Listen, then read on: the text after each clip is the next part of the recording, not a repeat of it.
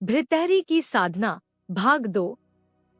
नाथ संप्रदाय केवल शक्ति का ही नहीं, शिव सहित शक्ति का उपासक है, अर्थात उनकी शक्ति शिव की शक्ति है। शक्ति जो भी रूप धारण करती है अथवा क्रिया करती है, शिव उसके आधार रूप में सदैव उसके साथ रहते हैं। शिव रूपी आधार में कोई भी स्पंदन या आंदोलन नहीं होता, उसकी शक्ति में होता है। शक्ति ही कभी अधोक्रम में अर्थात प्रसव क्रम या युथा, तो कभी उधर क्रम में अर्थात प्रति प्रसव क्रम या उत्थान गतिशील होती है। इस बात का अनुभव आध्यात्मिक महापुरुषों ने ध्यान की अवस्था में प्राप्त किया। भर्तृहरि जी उत्कृष्ट साधक थे। शिव शक्ति पर उनकी अगाध श्रद्धा थी, अतः उन्होंने अपने आप को भगवती के प्रति पूरी तरह समर्पित कर दिया। अनुपम क्रियाशीलता का अनुभव करते हुए दिव्य भावावेश में लीन रहने लगे। टेकड़ी के आसपास कुछ दूरी पर फैले हुए कुछ गांव थे।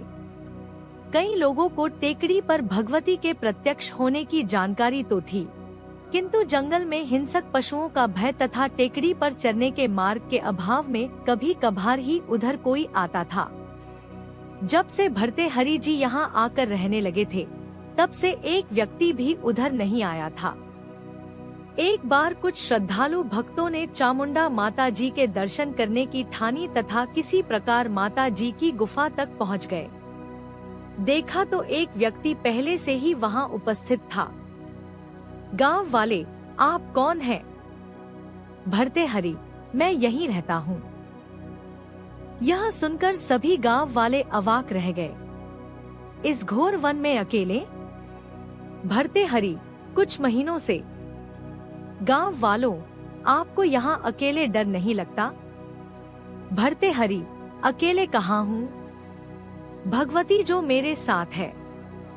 फिर थोड़ी देर रुककर, डर उसको लगता है जिसका लक्ष्य हिंसक पशुओं से भरे इस जंगल की ओर होता है, जिसका ध्यान माता जी के चरणों की ओर केंद्रित रहे, उसे भय कैसा? गांव वाले, आप कहां से आए हैं? तब भर्तृहरि को अपना परिचय देना पड़ा। जब गांव वालों को यह पता चला कि यह उनके पूर्व महाराज तथा उज्जैन के वर्तमान महाराजा विक्रम आदित्य के बड़े भ्राता भर्तृहरि हैं, तो वे दंग रह गए तथा भर्तृहरि के पांव पर गिर पड़े। बोले, क्षमा करें महाराज, आपके शरीर पर केवल कोपन तथा आपके बड़े हुए बालों के कारण आपको पहचान पाने में भूल हो गई। आपका वैराग्य तथा त्याग धन्य है। चामुंडा माता जी के प्रति आपकी श्रद्धा धन्य है। हम तो आपकी प्रजा है। भर्तृहरि, कौन राजा और कौन प्रजा? यह सब संसार की कल्पनाएं हैं। एक संसार का एक ही राजा है, ईश्वर।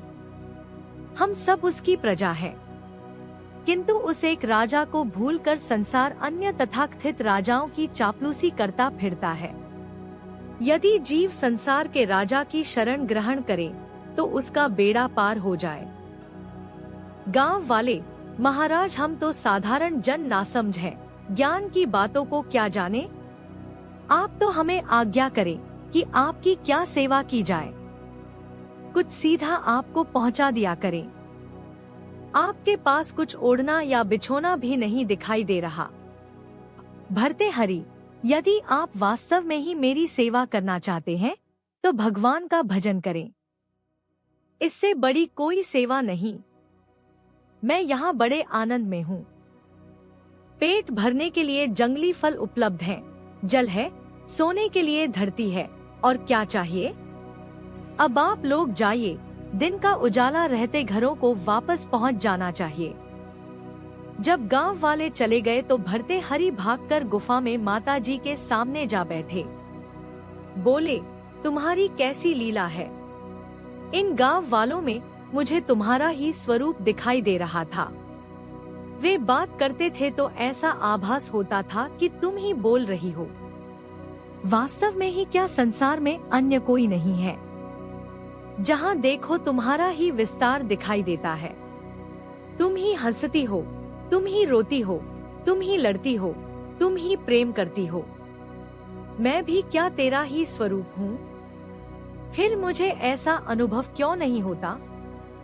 तभी ना जाने कौन भरते हरि के अंतर से बोल उठा। संभवतः माता जी की क्रियाशीलता ही इस रूप में प्रकट हुई थी। भरते हरि, तुम्हारे अंतर के मोह तथा अभिमान ने ही तुम्हारे अंतर के मेरे स्वरूप को ढक रखा है। अन्यथा तुम्हारी सांसें, तुम्हारा रुधिर प्रवाह, हृदय की धड़कन, बोलना, चालना, देखना सब मेरी ही शक्ति की क्रियाएं हैं। तुम्हारा व्यक्तित्व मेरे ही कारण है। जब तक तुम्हारा मोह तथा अभिमान बना रहेगा, मैं इसी प्रकार ढकी रहूंगी। भरते हरि, मैं कुछ नहीं जानता कि मोह क्या है तथा अभिमान क्या है। मुझे यही पता है कि सब तुम्हारी लीला है। तुम चाहो तो पल भर में सारा अंधकार दूर हो जाए। मेरा पुरुषार्थ तो थक गया है, अब तुम्हारी शरण के सिवाय अन्य कोई मार्ग नहीं। हे मां, रक्षा करो। तभी फिर अंतर से आई, समय आने पर सब ठीक होगा। मेरी शरण पकड़े रहो। अपने सारे गुण अवगुण मुझे अर्पण कर दो। मैं ही काली हूँ, तीनों गुणों का भक्षण करके तृप्त होती हूँ। भरते हरि जी कुछ देर उसी प्रकार बैठे रहे, फिर भावावेश में ही उठकर गुफा से बाहर आ गए। उनकी दृष्टि चारों ओर फैले वृक्षों पर पड़ी। दूर दूर तक जहाँ तक दृष्टि जाती थी वृक्ष ही वृक्ष थे। कुछ छोटे बालकों के समान, कुछ युवाओं की तरह तने हुए तो कुछ वृद्धों की तरह थोड़े झुके हुए। भरते हरि सोचने लगे, मनुष्यों की भांति वृक्षों में भी कितना परिवर्तन होता रहता है। यह फलते हैं, फूलते हैं, बढ़ते हैं, फिर मुरझा जाते हैं। प्रत्येक वृक्ष मरने से पहले अपने से अनेक वृक्ष पैदा कर जाता है। इनका आवागमन क्रम भी मनुष्यों की भांति गतिशील बना रहता है। यह सब शक्ति की ही लीला है, क्योंकि शक्ति के संयोग के बिना कोई परिवर्तन, कोई परिणाम अथवा कोई क्रिया संभव नहीं। तभी भरते हरि का लक्ष्य अपने अंतर की ओर चला गया। उन्हें रुधिर प्रवाहित होता, हृदय धक धक करता तथा श्वास प्रश्वास की गतिशीलता अनुभव होने लगी। उन्हें संस्कार उदय होकर वासना रूप ग्रहण करते प्रतीत होने लगे। उन्होंने सोचा कि यही तो भगवती है जो मेरे अंतर में क्रियाशील है। भरते हरि का दृष्टिकोण अब बदल चुका था। यह सारी बातें पुस्तकों में पढ़ते रहे थे, किंतु अब उन बातों का क्रियात्मक अनुभव हो रहा था। अब तक वह बौद्धिक ज्ञान से ही संतुष्ट होते चले आ रहे थे, किंतु अब वह विज्ञान के क्षेत्र में प्रवेश कर रहे थे। उन्हें अपने अंतर का ढांचा तथा उसमें घटित होने वाली क्रियाशीलता प्रत्यक्ष अनुभव हो रही थी। यही तो भगवती की लीला है। वह सोचते कि अंतर के ढांचे के संचालन में मेरा कोई हाथ नहीं, जबकि बाहर के सभी कर्म मैं आंतरिक ढांचे के आधार पर ही करता हूँ। इसका अर्थ यह है कि बाहर के सभी कर्म भी आंतरिक शक्ति ही करती है। वे अब तक कैसी भ्रांति में पड़े थे। कुछ नहीं करने वाला होकर भी सर्वकर्ता होने के मिथ्या अभिमान में भटकते फिर रहे थे। भरते हरि को अपनी मूर्खता पर हंसी के साथ अपने आप पर दया भी आने लगी थी। सारे जीव ही कर्ता की भ्रांति से ग्रसित हैं। यदि अंतर में झांक कर एक बार भी देख ले तो कर्तापन की सारी अकड़ टूटकर बिखर जाए। किंतु जीव भी ऐसा ढीठ है कि अंतर में झांक कर देखना ही नहीं चाहता, या ऐसा समझो कि अंतर में झांकने से डरता है। वह अपने कर्तापन के अभिमान को खोना नहीं चाहता। उसे इस मिथ्या भ्रांति में पड़े रहने में ही सुख मिलता है। वाह रे जीव, तू भी कैसा मूर्ख बना जगत में घूमता भटकता फिर रहा है।